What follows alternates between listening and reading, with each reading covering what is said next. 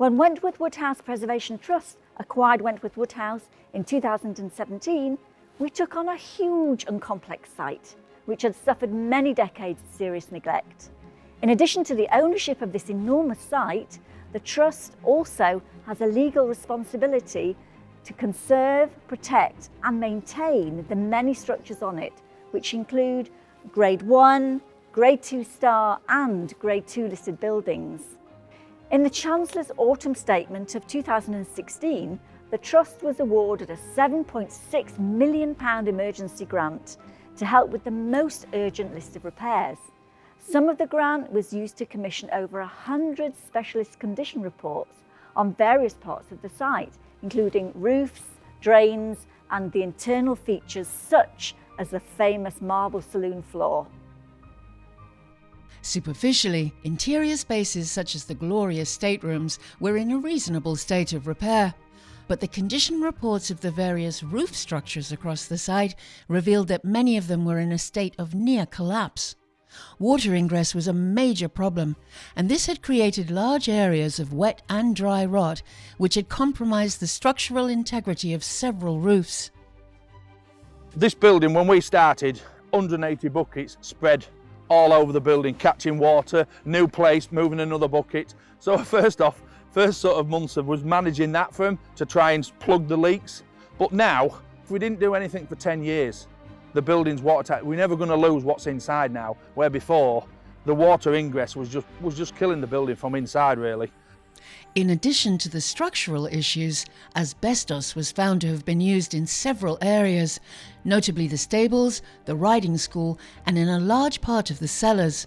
This had to be removed by specialist contractors before any remedial work could begin. We prioritised work on areas of roof most in danger of collapse. These included the riding school and the Bedlam wing here, where new roofing was installed. The chapel was also re-roofed as water ingress was damaging this beautiful decorative ceiling. And temporary supports were installed in the south range of the stables as the canopy there was also failing. To protect the most historically significant interiors, we re-roofed the entire central section of the mansion which contains the state rooms. This was an enormous undertaking which cost almost £5 million and involved over 700 tons of scaffolding, a temporary roof structure and 14,000 new Westmoreland slates to replace the originals. We also installed 2 public walkways to facilitate access for tours so that visitors could see the work as it progressed. The whole ethos here at Wentworth Woodhouse is to conserve and protect rather than replace.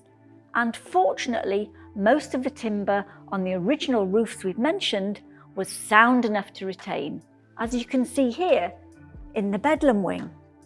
We stored all of the original slates so that they can be reused elsewhere on site, and those that are too damaged or too small to be reused are being repurposed and sold to help raise vital funds for future conservation projects.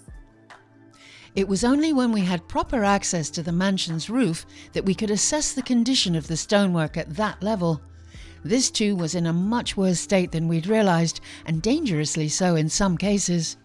Various factors had contributed to this, including lack of maintenance, but also the impact of previously attempted repairs and, in some cases, the original Georgian building methods themselves. In keeping with our conservation ethos, as much original stone as possible was retained. Only the irreparable sections of the urns were recreated using new stone, and indents were widely used to avoid the removal of large areas of stone. Where substantial sections of decayed stone had to be removed for structural reasons, these were often reworked into smaller units that could be employed elsewhere on the building. So this is an example of one of the old iron cramps we found within the cornice stones. These were essentially installed to stop the cornice shelf slipping off the apex of the portico itself. Obviously you can see from the state of it, it's become ferrous, and the problem with this is it causes the stone to blow and fracture, as you can see behind me here. Now what we've done is carefully stitched these out. These were lined with lead, so it's a very slow process in stitch drilling the lead out to remove these, and then they've been replaced with stainless steel and dabs of resin, so they'll be good for another few hundred years. So this is the south cornice. When we originally had the scaffold erected, we could finally get up here and inspect it. We discovered that a lot of the stonework, although the cement repairs were still in very good condition and from the ground looked sound, behind them all of the stone had eroded and was essentially dust. We then scheduled up all of the stonework and that went away to one of our suppliers, Mono Masonry. They then reworked these templates and brought them back in. We've now installed them back into the cornice as sympathetically as possible. So this is Irene, affectionately known as the Lady and Baby amongst the tradesmen on site. The top half was in 5 pieces. The bottom half had a large split through the centre of it. So essentially down her back, attached to the metal plate that's recessed in her waist, we've taken out an old copper cramp that went from her back down to underneath her bottom and replaced it with stainless steel. That stainless steel is also bolted to the plate within her waist. We're very concerned about the amount of weight that could potentially tip her forward, so this is just helping clamp her down onto that base again. The work continued during the COVID pandemic and the scaffolding was finally removed at the beginning of 2021. Obviously with a job of this size, there's a lot that goes on in the background. A lot of liaison with Robert Woodheads themselves as to how we were going to manage it when we come back. There's a lot of conversations with suppliers as to whether we'd be able to get the material. You'd hardly know that we had been closed down for that period now. Yeah, and that's testament to the management of Robert Woodheads, so they were brilliant. One positive thing we achieved by having to close the house to the public during periods of lockdown was the removal of large quantities of asbestos from the cellars here underneath the mansion, a task which would have been almost impossible with our normal visitor flow. As the scaffolding was removed from the main mansion building, a similar but much smaller scaffold structure was erected around the north pavilion. This allowed us to undertake repairs to the pavilion roof and to repair and replace decayed stonework. Once this was completed, we did the same at the south pavilion. As a result, we've now provided around 60% of the mansion with new roof coverings and protected or conserved large sections of the original building.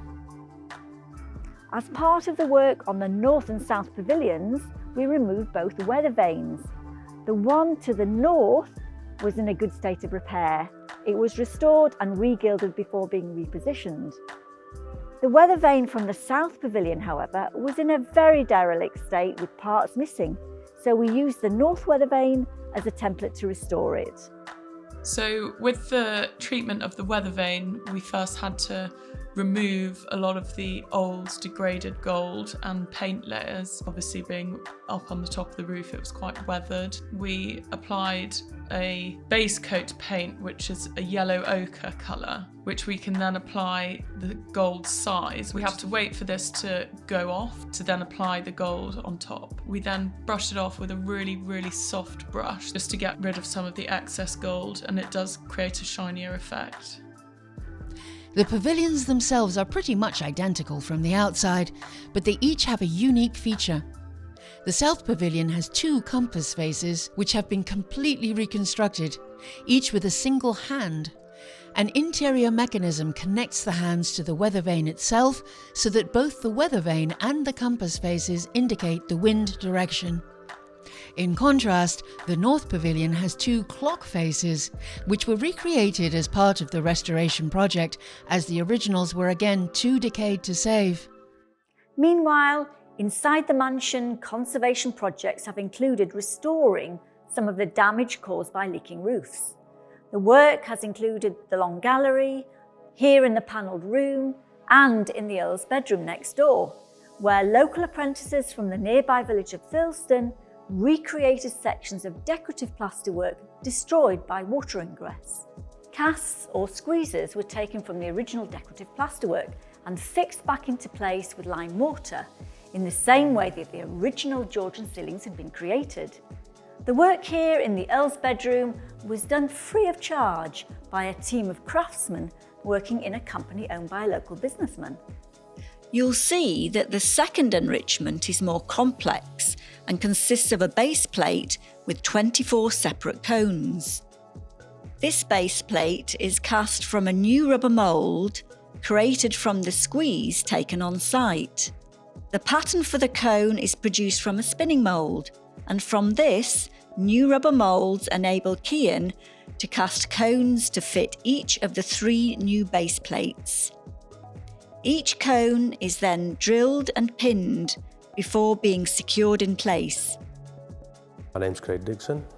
I'm the director of Excel Bespoke Plaster. I'm a local lad. I grew up in the village just down the road from Wentworth, so I know the house very well. When I saw that Wentworth was starting to get some kind of works carried out on it, I was keen to be a big part of that. I think it's incredibly important to keep these properties maintained. The craftsmanship that was created is unbelievable, really. So if we lose them, they'll be lost forever, and we do really need to keep them around for everybody else to see. Our duty to conserve, protect and maintain the Wentworth Woodhouse site is a huge responsibility. The sheer scale of the work required is one of the reasons why literally every penny we raise counts. Our in-house maintenance team work on everything from making sure 270-year-old doors and shutters work properly to looking after our rainwater goods, conserving their original purpose and aesthetics. And we're incredibly proud that our work conserving and maintaining the building won us the Best Loved Building Award in November 2022 from the Society for the Protection of Ancient Buildings. In addition, we have an invaluable team of volunteers who undertake many conservation-based activities, such as monitoring humidity and temperature controls, helping us with locks, and conserving brassware. During 2023, our in-house teams also began cleaning the decorative bas-relief panels in the Marble Saloon and here in the statuary room. This involved working at height from the scaffolding tower. Each panel takes about 2 days to clean, using mild detergent on a barely damp cloth, followed by a wipe down with a dry cloth. And the team found that cotton buds and cocktail sticks are by far the best tools for getting into those tricky little nooks and crannies. One of our volunteer teams chooses to call itself the Classy Scrubbers, as its role mainly involves the cleaning part of conservation.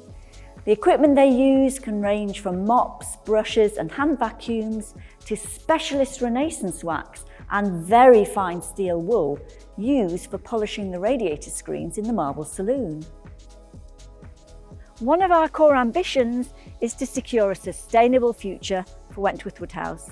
In practice, this means finding new uses for old features that are commercially viable, and that provides opportunities for individuals and communities to engage with us. A good example of this is the regeneration of our wonderful Camellia House into a global tea room and event space. We protected our historic Camellia collection whilst the building work was underway. The work includes the creation of a rainwater harvesting system, a ground source heating system, and a changing places toilet. These are larger, accessible toilets with equipment such as hoists, curtains, adult-sized changing benches, and space for carers. It'll help make Wentworth Woodhouse even more accessible to our visitors.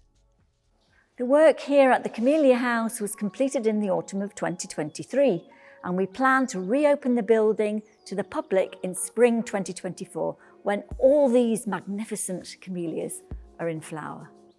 Our work here has been recognised with the Green Apple Award for Environmental Best Practice.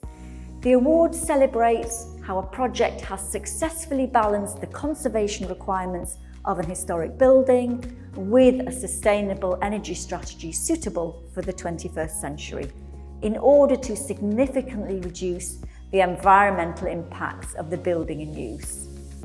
2023 also saw a huge amount of work at the Grade 1 listed stables. We've demolished the old 1970s swimming pool and the classroom buildings, and the site on which they stood has been redeveloped into a new 200-space car park. Beneath the car park, we've installed a ground source heating system to heat the stables site as we gradually bring the buildings here back into use. As a first phase, new production kitchens will service the whole Wentworth Woodhouse site, creating opportunities for training new hospitality and catering staff. The scale of dereliction at the stables is vast. Very little of the original Georgian interior remains intact, but our plans will ensure that the structures are conserved and protected sensitively as we carefully repurpose them for a sustainable future.